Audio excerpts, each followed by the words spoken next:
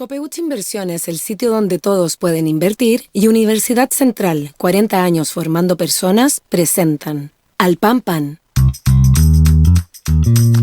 En el Mostrador Radio, debate y conversación para comenzar la mañana. Al Pan Pan, con Minda Schindler.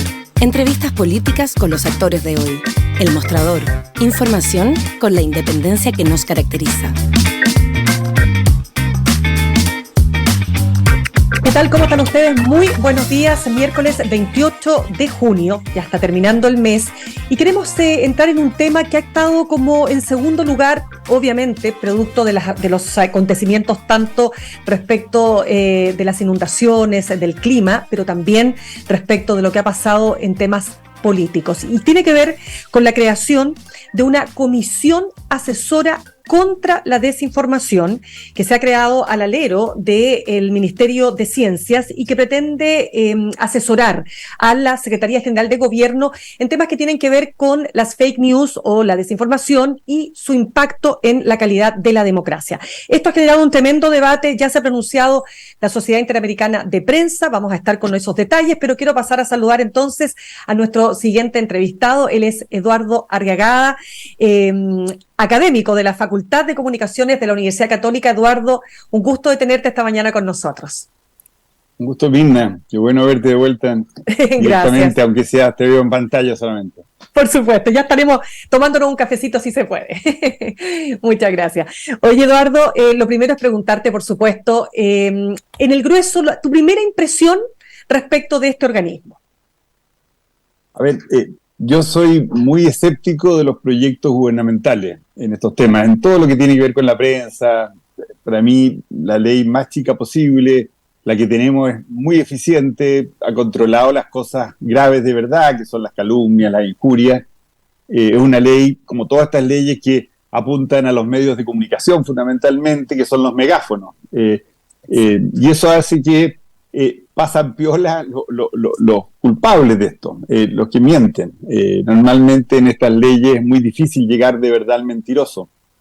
Entonces, cuando esto además se extiende al mundo digital, que es el cambio que estamos viviendo hoy día, hay que hacerlo con mucho cuidado. Entonces, ese cuidado no lo veo en Chile, no lo veo en el sentido de por qué el gobierno, por qué la CGGOV toma esta idea de liderar este proyecto, esta área que es necesaria. Esa parte la encuentro delicada. Ahí se salió a aclarar qué es lo que era la ley, el proyecto de comisión. Yo creo que fue una buena aclaración, pero innecesario la idea. Así, ningún país ha resultado algo de este tipo, es decir, un gobierno promoviendo esto, con todos los puestos elegidos por el gobierno, definido incluso qué tipo de gente tiene que asistir. Ellos reeligen además a las personas, es decir, si después no les gusta una de las participantes. La verdad que se ve feo. Yo creo que como es un tema de simplemente una comisión, no es grave, pero es una mala señal del gobierno en un área que el gobierno, yo creo que si hay un área que el gobierno ha tenido debilidad en el tema de los medios de comunicación. Es un área, a mí me sorprende, yo he hablado muchísimo con la gente del gobierno y no terminan de entender bien el rol de la prensa. Yo creo que no se dan cuenta que van a haber mentirosos, van a haber corruptos, tienen esta idea fantasiosa de que a ellos no les iba a pasar eso, en fondo, y uno los ve cometiendo las mismas tropelías que el resto de la gente, porque somos todos iguales. Entonces, la prensa tiene que ser una entidad independiente que está viendo esto. Ya a esta prensa se le suman las redes sociales hoy día. Las redes sociales es como una parte capilar de los medios hoy. Es muy difícil distinguir nosotros mismos cómo estamos comunicándonos ahora. Nos estamos comunicando con Zoom. Esto es una red social. Esto va a estar controlado por el gobierno. Es decir, ahí hay un tema que no sé, yo creo que hay una incomprensión. Esa es mi primera mirada. Perfecto. Hay una incomprensión de lo macro. Claro, mira, Eduardo, estoy viendo acá cuáles son los objetivos planteados por esta comisión. Dice el impacto, ya lo decíamos, de la desinformación en la calidad de la democracia, ¿verdad? La alfabetización digital, la desinformación en plataformas digitales, podría ser esta, ¿verdad? Buenas prácticas internacionales, experiencia comparada, políticas públicas y desinformación. Y es muy importante esto de las políticas públicas porque se supone que este organismo lo que va a hacer es proponer políticas públicas, y respecto de eso se pronunció la Sociedad Interamericana de Prensa, que dice, cuidado porque los gobiernos tienen sesgos ideológicos, y este paso a políticas públicas podría tener efecto en la libertad de expresión. ¿Lo ves de esa manera? No, por supuesto, ese es el problema. Así al final la experiencia internacional muestra que este camino no es el camino. Así, el camino no es que un gobierno lidere nada. El gobierno lo que debiera hacer, tiene los recursos para hacer como parte del Estado, de promover, en un poco en la línea de lo que tú decías al principio, cuando estabas introduciendo esto antes de empezar el programa, esta idea de promover agencias, promover entidades, es lo que hace la Comunidad Europea, entrega fondos que se concursan esos fondos y distintos tipos de universidades, asociaciones. Por ejemplo, yo participo en una que está metida en la Universidad Complutense, somos 40 universidades de distintos lados, hay varios fact-checkers y vemos el tema de las campañas electorales. En marzo tuvimos una reunión acá. Es decir, esos fondos permiten estudiar. Esto de crear una comisión, todo elegido por ellos, es un sinsentido.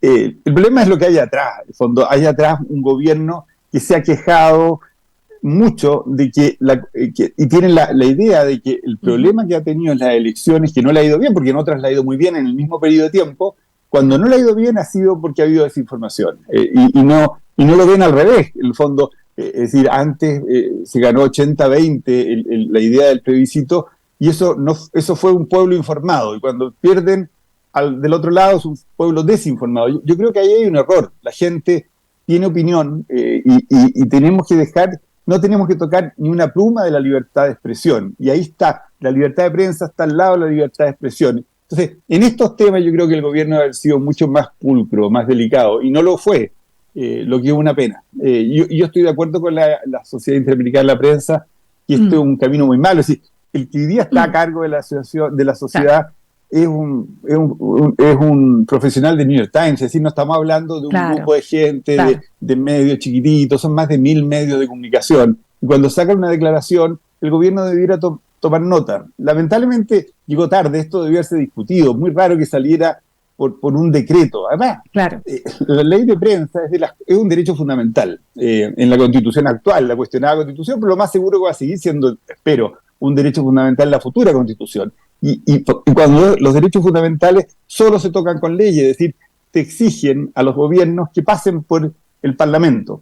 Esto la idea de crear una comisión es una forma media rara de meterse en un tema, y un poco lo que tú dices, ¿por qué el gobierno tiene que tener esta tuición, esta idea de que el gobierno tiene que definir las políticas en temas de nuestro trabajo?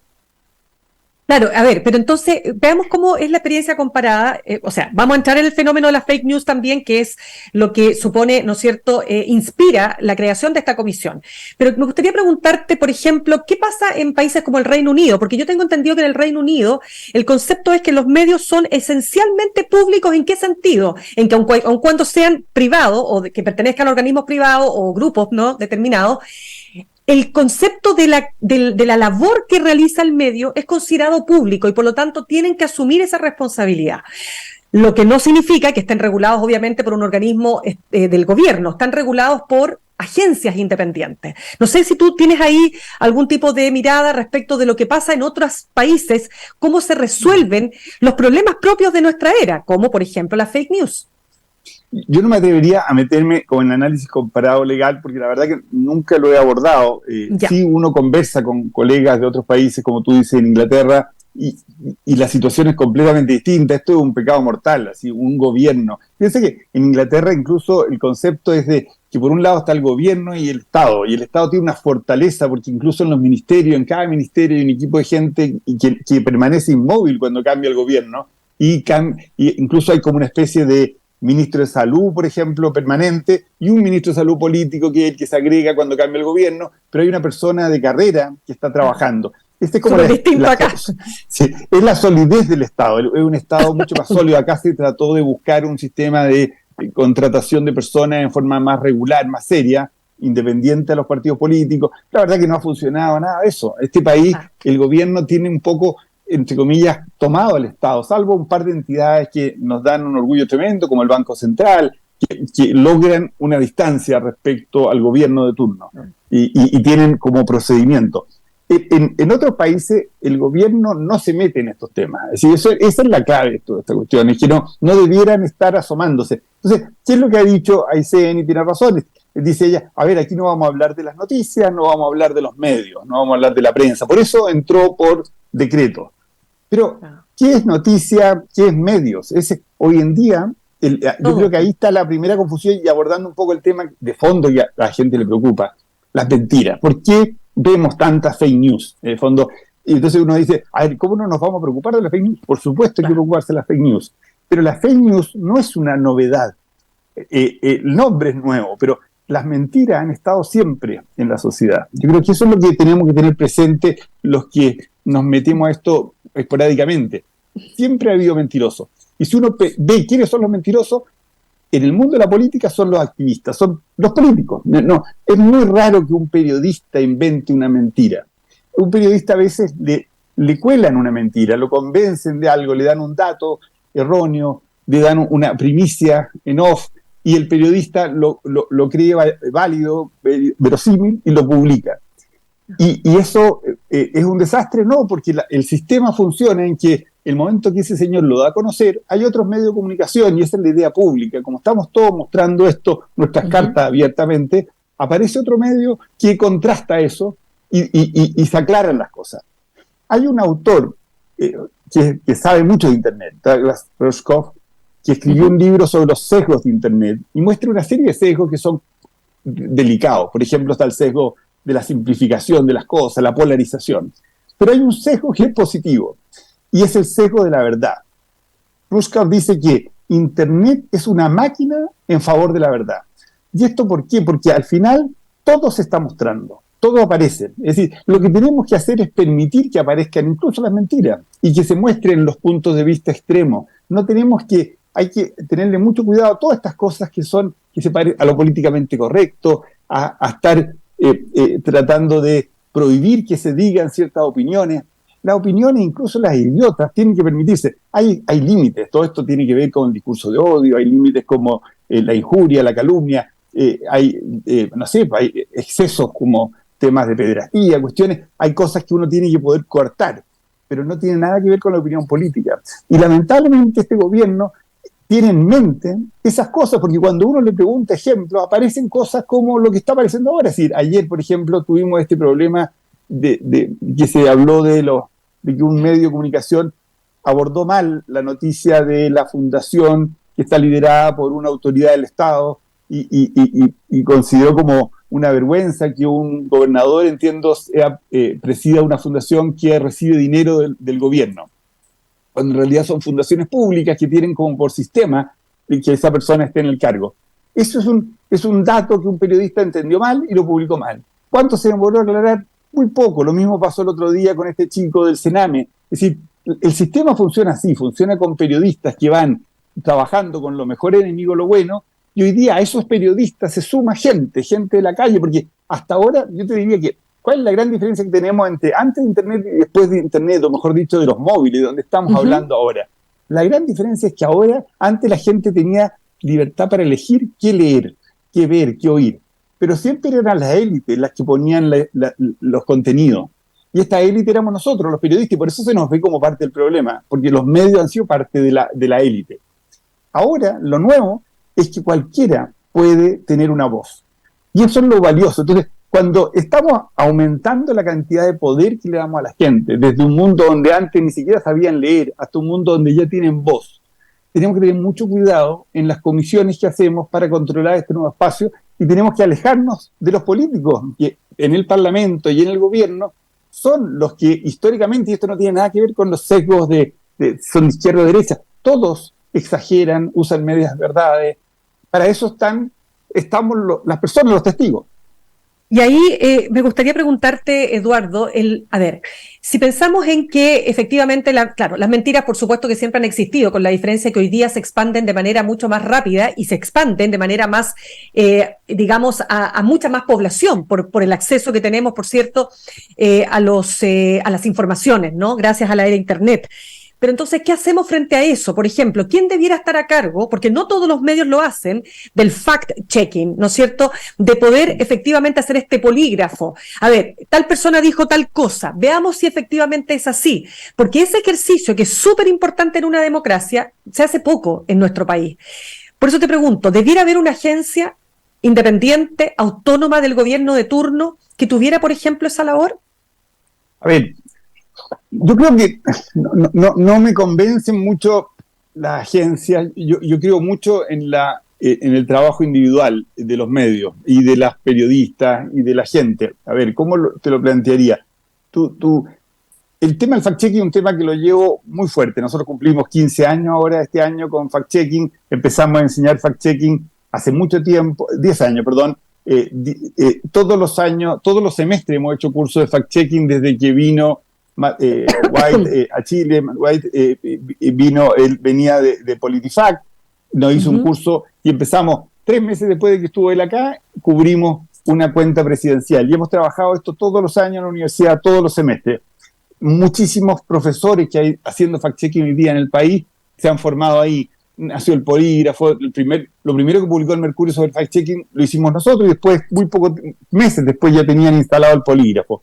Los medios en otros países hacían verificación desde siempre. Y ahí teníamos una debilidad de la prensa chilena, es decir, ¿por qué en Chile no había verificación? Verificación es revisar tu artículo, es decir, por ejemplo, un periodista en otro país, cuando termina de hacer un artículo, hoy día ya menos, porque están más debilitados los medios, pero antes le pasaba ese artículo a un equipo de gente que verificaba todos los datos de ese artículo, las fechas, si estaban bien escritos los nombres. Había un trabajo de verificación, no solamente un corrector de estilo, sino que una verificación informativa. Ese trabajo se extendió con proyectos como PolitiFact en los últimos años, se extendió también a controlar al poder. Y empezamos a revisar, ¿es lo que nos dicen las autoridades verdad? Y ahí el trabajo de verificación es empezar a revisar si las declaraciones del poder son reales, son sinceras, son verdad. Eso es lo que han hecho ustedes. Y eso se ha hecho en Chile y hoy día tenemos incluso 2 entidades acreditadas a través del sistema International Fact-Checking Network, en cual yo he trabajado así como asesor desde hace mucho tiempo, y eso, y en el fondo ahí tenemos a Fact-Checking, hay otro proyecto más, Maldita Mentira, creo que es, no recuerdo el nombre. Hay 2 proyectos, pero además están los medios de comunicación, están los canales de televisión, están los medios tradicionales haciendo verificación.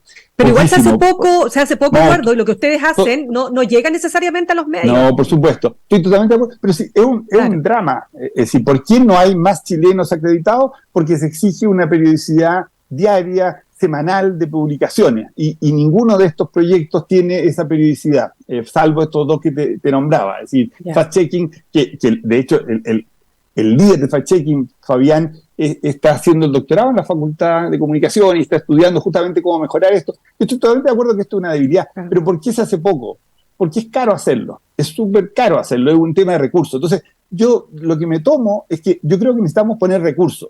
Es decir, el Estado de Chile debiera poner recursos en favor de esto. Pero ¿de qué manera me parece mucho más apropiado? Como el Consejo Nacional de Televisión. Es decir, hemos sido muy tímidos en financiar el Consejo Nacional de Televisión. El Consejo Nacional de Televisión tiene muy pocos recursos para hacer buena televisión. Y de esa misma manera se podría hacer buen trabajo en distintas áreas, audiovisuales, de internet, etcétera, pero a través de concursos. Que tú demostraras resultados, que hubiera un proceso abierto, transparente, con un equipo de gente como el que ha tenido siempre el Consejo Nacional de Televisión, que dé una cierta tranquilidad a los distintos actores políticos, de que no hay un sesgo, y lo haga una entidad externa, que entregue recursos concursables y que esos recursos se puedan usar en proyectos interesantes, atractivos para la sociedad. Porque, por ejemplo, acabamos de saber este escándalo de Democracia Viva. Claro. No lo supimos por arte, porque la naturaleza nos lo entregó, no nos lo entregó el gobierno, ningún sistema interno. De hecho, el gobierno lo sabía en mayo y no lo dieron a conocer. Es decir, había una subsecretaria que estaba totalmente al tanto de esto. Había funcionarios del Estado de Chile reclamando por el abuso que se estaba cometiendo en el norte, y nadie lo supo hasta que un medio de comunicación local, que se ha basado seguramente en Internet, que es de los medios que, entre comillas, va a estar afectado por esta comisión, un medio de comunicación local lo dio a conocer en el norte. Y pasó lo mismo con casi todas las noticias. Si tú las empiezas a seguir, gracias a los medios sabemos lo que está pasando en el país. Entonces, lo que el gobierno, que es justamente la entidad que tiene más poder, tiene que dejar que los medios funcionen solos y asumiendo errores. Y los errores en los medios, en la crónica, nosotros que hemos vivido en la crónica, uno sabe que se equivoca. Uno publica lo que alcanza a publicar hasta el cierre, hasta ese momento. Y deja abiertas ciertas cosas a los colegas que van a seguir la labor al día siguiente y a los restos de los medios que a veces tienen puntos de vista distintos y ven cosas que nosotros no vemos porque uno al final está parado en un lugar. Hay que creerle a la sociedad. Claro. Eduardo, ¿qué pasa cuando ahora pasando al lado de los medios, ¿no es cierto? Los medios en Chile particularmente, cuando un medio emite una información que daña gravemente la honra de una persona, cuando la pega no se hizo bien, cuando, como dices tú, no se chequeó la fuente, se emite una información que después cuesta mucho para la persona afectada retrotraer. O sea, sabemos que ya se instaló la idea, este es el violador, este es el malo, este es el asesino, bueno, etcétera, ¿no? Te pongo un ejemplo muy burdo, pero es como para entender qué responsabilidad, cómo se hace cargo, tú dirías tú, a ver, ¿cuál es el mecanismo que existe hoy día para que esa persona afectada pueda efectivamente sentir que su honra va a ser restituida, ya sea a través de un acto judicial, etcétera? Porque todas las querellas por injurias y calumnias, sabemos finalmente, Eduardo, que no terminan en nada. Generalmente terminan siendo perdidas, ¿no? Yo no sé, así, yo la experiencia que tengo en querellas, así, los medios están enfrentando, los grandes medios, permanentemente a injuria y calumnia. Se están enfrentando a procesos de ese tipo. No son habituales los resultados, porque normalmente nadie quiere que se sepan los resultados, pero sí hay fallos periódicamente. Si uno empieza a ver, uno mete en internet y vaya a ver que permanentemente hay fallos, y muchas veces estos fallos perjudican a los medios. Muchas veces también se hacen arreglos previos, es decir, al final cada una de las partes, tanto el medio de comunicación como el afectado, tienen abogados y esos abogados a veces llegan a arreglos que son convenientes para las dos partes, especialmente para el afectado, porque es el que tiene que aceptar el arreglo, y con eso comunicacionalmente pierde valor, pero la persona fue indemnizada.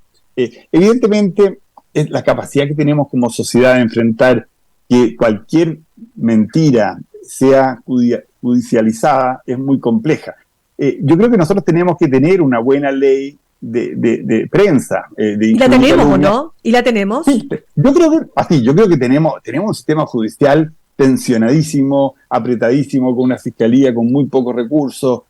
Así, claramente, si uno mira el problema de la seguridad en Chile, está claro que no dimos el ancho en esa área, no tenemos la capacidad policial, la capacidad judicial de enfrentar el nivel de violencia, el nivel de abuso que hay hoy día en la sociedad. Se nos pasó un poco, es decir, yo creo que el Estado en eso quedó chico. Es verdad que necesitamos más Estado para hacer mejor justicia, y necesitamos más Estado para hacer mejor justicia también en la información.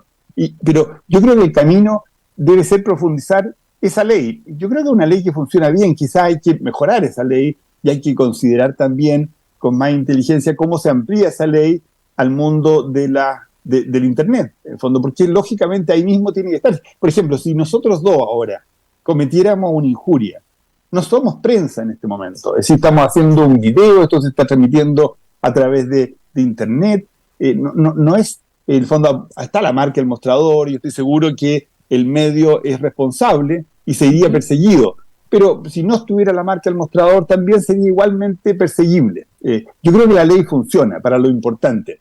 Lo que sí es verdad, es un poco lo que tú decías antes, esto va muy rápido. En fondo, va muy rápido porque ya el daño está hecho y hace daño. Estas cosas son complejas. El tema de cuando a ti te tocan la honra, te sentís muy mal. Me tocó una vez visitando Facebook en una fila, en una oficina de Facebook en Latinoamérica, en que yo venía a entregar el carnet para poder entrar a un edificio, y había una señora delante de mí y decía: oiga, yo vengo porque una hija mía le subieron una foto, necesito que me la bajen, y el guardia le decía: mire, la verdad que aquí no hay nadie que atienda esas cosas, ¿no?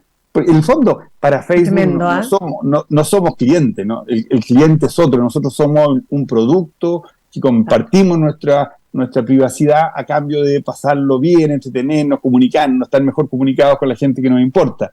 Y ese es el negocio de Facebook, de Twitter, de todas estas entidades. Ellos ven, el cliente de ellos son avisadores. La ventaja con los lectores de diarios es que los lectores de diarios sí están más cerca. ¿Sí? Un tipo que tiene el mail, ahora está suscrito al mailing de ustedes de negocio o de política, por ejemplo, tiene una relación muy directa con el mostrador y tiene una capacidad de reclamarle a ustedes más allá del tribunal. Es decir, los puede contactar a ustedes y ustedes pueden retirar la información si se dan cuenta que es un error. Eduardo, ¿cómo ven ustedes en la Universidad Católica cuál es el diagnóstico que hay respecto de los medios de comunicación en Chile, de la diversidad, de la libertad de expresión, ya no solo del medio, sino de los propios periodistas que trabajan en ellos? Wow. Un temazo. Fuerte pregunta. Sí, pues. Sí, yo creo que somos parte del problema. Así, yo creo que es evidente que nuestros medios están compuestos por periodistas que vivimos, lo dice muy bien Fernando Ruiz, que fue presidente de la Asociación de Periodistas Argentinos hace poco, y dice que los periodistas latinoamericanos somos como corresponsales extranjeros porque vamos a la pobreza como a cubrirla como si fuéramos de otro país. Cuando más de la mitad de la población vive una situación, los periodistas vivimos en otro mundo y vamos a ver la pobreza y la vivimos de lejos. En el estallido se notó una fuerte distancia con la realidad. El estallido, entre comillas, nos pilló como parte. Es decir, los grandes problemas de Chile no los habíamos denunciado. Si no fuera por internet, seguramente, por ejemplo, Caradima nace casi meses después de que se masifica las redes sociales, el 2010. Y ahí empieza todo el proceso con el tema de la pederastía. Pasó un poco lo mismo con la mujer. Los problemas de la mujer estaban invisibilizados. Y éramos parte del problema, casi todos éramos hombres, los directores en los diarios eran todos colegas, amigos, etc. Yo creo que hay una debilidad enorme, pero la gran amenaza que existe hoy día no va por el lado de las comisiones, va por el lado de los recursos. Hoy día los medios de comunicación están más vulnerables que nunca, porque al final el déficit, dicen, en el fondo te quita la libertad. Y los medios tienen libertad cuando tienen capacidad de poner a periodistas a investigar cosas, hacer fact-checking, y todas esas cosas tienen costo alto. ¿Cuál es el financiamiento hoy día de los medios? Es muy bajo. La publicidad, así, si todo el país lo está pasando mal, los medios de comunicación están en esa parte, son empresas muy debilitadas. Yo lo viví en el tema de la pandemia, en el tema de la constituyente, la primera constituyente. Uno ve que el Estado de Chile gastó muchísimo dinero y gastó dinero en crear un sistema constituyente, asesores, etcétera. Pero no hubo ningún fondo para entregarle a los medios para que cubrieran bien esa constituyente. Es decir, se gastaron millones de dólares en asesoría, etcétera, y los periodistas estuvieron durante 6 meses sin poder entrar ni siquiera al baño, porque los constituyentes los consideraban como una prensa burguesa y los tenían afuera en una carpa, sin baño, sin poder entrar a hablar en el edificio del Congreso. Es decir, una cosa totalmente inadecuada. Y los periodistas que habían eran muy pocos, muy jóvenes. ¿Por qué? Porque los medios de comunicación no podían contratar a más periodistas para dedicarse full time, como era necesario hacer, a trabajar la constituyente. Entonces, hay un problema de recursos muy serio que yo creo que no tiene fácil solución. Creo que es muy bueno empezar a discutirlo, como todas estas cosas, creo que son necesarias de discutir, sí, porque estamos haciendo agua. Exacto. Eduardo, tú decías al comienzo que este gobierno ha tenido dificultades en materia comunicacional, de entender cómo funcionan los medios. ¿Por qué lo dices? ¿Cuál es tu diagnóstico en ese punto? Si tú miras la constituyente, que yo la viví de cerca porque tenía muchos exalumnos trabajando en estas condiciones, tú te das cuenta que había una incomprensión del rol de los medios muy fuerte en muchos de los sectores que estaban dentro de la constituyente. Y un sector que tenía quizás la mayor incomprensión en relación a la instrucción de esa gente, porque habían personas que en realidad no tenían instrucción política, no habían tenido antecedentes políticos ninguno, y era lógico que vieran todo esto como una cosa muy rara y lo vieran. Es decir, cuando que era la directora de Clini, que era vista como parte de la prensa burguesa, cuando llegó la Lorena, es una muestra de que había una distorsión muy fuerte en muchos de los constituyentes. Pero incluso los constituyentes del Frente Amplio, ese sector de constituyentes, tenían esta misma visión, y eso me sorprendió mucho, y eso llevó a que ese grupo de gente se consolidara en un grupo que se en el fondo prefirió hacer una especie de cancelación de la derecha en vez de integrarla. Y también cancelaron a los medios y le negaban entrevistas a los medios. La presidenta Loncón lo hizo permanentemente. Entonces, cuando este gobierno asume, yo creo que fue muy luminoso el cambio de gobierno en términos de el discurso en los primeros días. Era un presidente que estaba mostrando que estaba entendiendo lo que había pasado. Es decir, le vino muy bien a Boric el perder en primera vuelta, porque hizo como que reagendó su campaña final, hizo una propuesta mucho más integradora, y en general había muchas cosas que fueron muy lúcidas. Pero un tema que ha sido recurrente es el tema del manejo de los medios. Uno ve la relación que tienen con los periodistas políticos y es un enfrentamiento permanente. Siempre creen que los medios estamos trabajando en contra de ellos, cuando en realidad los medios por naturaleza tienen que estar controlándolos. Y eso es lo que no terminan de entender. Y esto es el caso concreto del presidente de la República. Hemos tenido 5 o 6 casos en que ha ridiculizado a periodistas en conferencia de prensa. La conferencia de prensa debiera ser una institución muy solemne, muy seria. No es un lugar para que el presidente empiece a cuestionar qué es lo que hace cada periodista. Yo he visto ministros diciendo, no, yo a ti no te voy a responder porque eres de tal medio. Ese tipo de cosas no se hacen en otros países, sí se hacen en los países más populistas. Entonces, cuando tú tienes tantas señales de esas que se repiten en el tiempo, que no ha cambiado, porque el presidente no se arrepiente, se enoja porque le sacan fotografías desde un lugar donde él mismo autorizó a poner las cámaras, y hay gente que se dedica a eso, a sacar fotografías desde ese punto, y él se taima y va a retar a los periodistas. Es una cosa un poco inocentona, pero también muestra una incomprensión muy seria, siendo él jefe de Estado, de este rol. Y yo creo que eso se extiende a su equipo. Es decir, yo creo que lo encuentro lamentable que el Ministerio de Ciencia, que incluso desde su creación, durante el gobierno de Piñera, tenía titulares muy independientes de la política, le hayan metido este cachito de tener que asociarse a la CGGO para enfrentar esto. Ya está hecho, yo creo que es lo que hay. Yo creo que por lo menos estoy seguro que la gente que va a llegar lo va a hacer bien, porque las universidades, además ellos no solamente designan a todas las personas, sino que además designan qué tipo de gente tiene que entrar. Entonces, no hay nadie del mundo de los medios para conversar estos temas, que los afecta, porque gran parte de los medios, sí, por ejemplo, en la Constituyente misma, yo decía, la gente se quejaba de las redes sociales. Si no hubiera sido por las redes sociales, hubiéramos tenido una mucho peor cobertura, porque hubo mucho trabajo de proyectos que se basaron solamente en su poder medial. Como la misma Josefina Lafuente de CNN, es decir, la Belén Pellegrini tenía otro proyecto. Habían proyectos que se fundaron en las redes sociales. Entonces, las redes sociales son, con los medios, un entramado demasiado estrecho, muy cercano.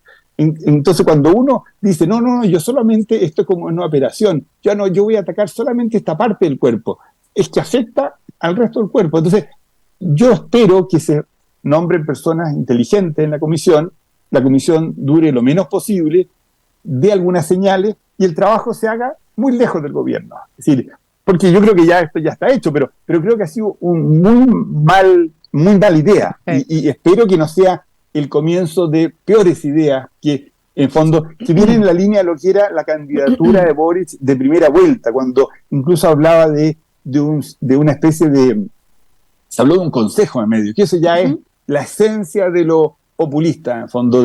Piensa que Juan Domingo Perón, que se dice que es como el primer, así Trump es como el peronista de Estados Unidos. Cuando Juan Domingo Perón tenía el carné número 1 del Colegio de Periodistas de Argentina, porque él creó el sistema. Es decir, en los países autoritarios los periodistas reciben el título con asociación con los partidos del gobierno. Entonces hay una incomprensión muy fuerte del mundo populista de lo que tienen que ser los periodistas.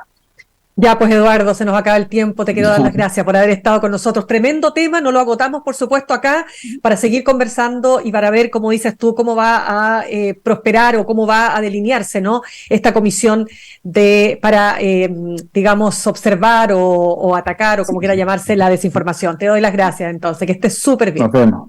Un gusto. Cuídate mucho. Gracias, que estés muy bien.